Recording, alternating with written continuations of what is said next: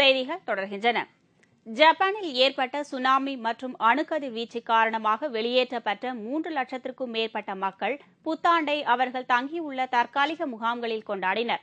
ஜப்பானில் ஏற்பட்ட பூகம்பத்தின் காரணமாக அங்கிருந்த புகுஷிமா அணு உலை வெடித்து சிதறியது.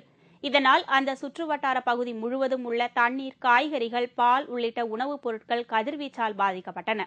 இதனால் அப்பகுதியில் இருந்து 3 லட்சத்திற்கும் மேற்பட்ட ஜப்பானிய மக்கள் வெளியிடங்களில் அமைக்கப்பட்ட தற்காலிக முகாம்களில் தங்க வைக்கப்பட்டனர். இந்த தற்காலிக முகாம்களில் குடியிருந்து வரும் ஜப்பானியர்கள் தங்கள் வீடுகள், உடைமைகள் என அனைத்தையும் இழந்த நிலையில் புத்தாண்டை கொண்டாடினர். சீனாவில் புத்தாண்டு தினத்தையொட்டி மலையேறும் வீரர்கள் சுற்றுச்சூழல் குறித்து விழிப்புணர்வு ஏற்படுத்தும் வகையில் அங்குள்ள கிங்காய் ஏரி பகுதியில் நிறைந்து கிடந்த குப்பைகளை அள்ளி சுத்தம் செய்தனர். பிளாஸ்டிக் பொருட்களின் பயன்பாட்டால் சுற்றுச்சூழல் மாசுபடுவது நாளுக்கு நாள் அதிகரித்து வருகிறது. சுற்றுச்சூழல் சீர்கெடுவதால் ஏற்படும் பாதிப்புகள் குறித்து பொதுமக்களுக்கு விழிப்புணர்வு ஏற்படுத்தும் வகையில் சீனாவில் உள்ள கிங்காய் பகுதியில் இருந்து குப்பைகளை 500க்கும் மேற்பட்ட சமூக ஆர்வலர்கள் சுத்தம் செய்தனர். ஏரியை சுத்தம் செய்தபடி அவர்கள் அனைவருக்கும் புத்தாண்டு வாழ்த்து செய்தியை வெளியிட்டது சற்று வித்தியாசமாக இருந்தது.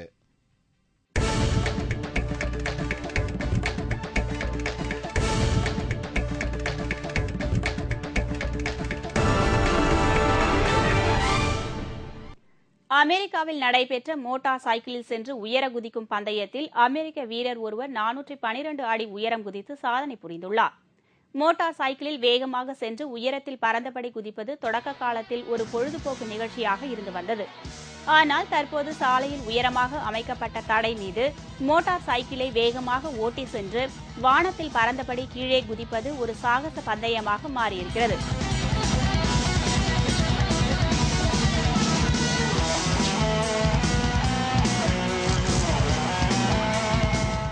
அமெரிக்காவில் கலிபோர்னியாவில் நடைபெற்ற ஒரு பந்தயத்தில் லெவி லாவலி என்ற வீரர் மோட்டார் சைக்கிளில் 412 அடி உயரம் பறந்து குதித்து புதிய உலக சாதனை நிகழ்த்தியுள்ளார். இதேபோல் மற்றொரு வீரர் மடிசன் என்பவர் 378 அடி உயரம் பறந்து சாதனை புரிந்தார். இந்த சாகச நிகழ்ச்சியை ஏராளமானோர் கண்டுகளித்தனர்.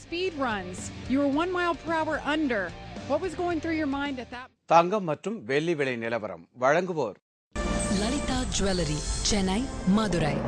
இன்றைய தங்கத்தின் விலை நிலவரம். தங்கம் 1 கிராம் 2560 ரூபாய்.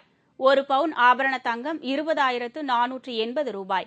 24 கேரட் தங்கம் 10 கிராம் 27,380 ரூபாய். இன்றைய வெள்ளியின் விலை நிலவரம். 1 கிராம் வெள்ளி 53 ரூபாய் 90 காசுகள். 1 கிலோ வெள்ளி 50,370 ரூபாய். மீண்டும் முக்கிய செய்திகள். முல்லை பெரியாறு அணைக்கு நிலநடுக்கத்தால் எந்தவித பாதிப்பும் ஏற்படாது என்று உச்சநீதிமன்ற நிபுணர் குழு தனது அறிக்கையில் தெரிவித்துள்ளது. இதனால் அணை பலவீனமாக உள்ளது என்ற கேரள அரசின் வாதம் பொய்யானது என்பது தெரியவந்துள்ளது.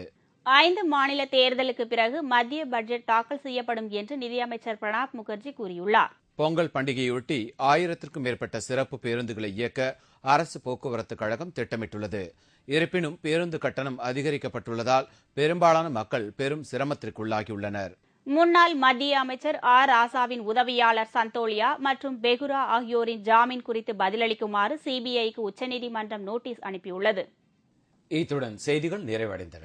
மீண்டும் செய்திகள் இரவு 10 மணிக்கு. உங்கள் பிரச்சனைகளுக்கு உடனடி தீர்வு காண 30134600 என்ற கேப்டன் டிவியின் தொலைபேசி எண்ணை தொடர்பு கொள்ளவும்.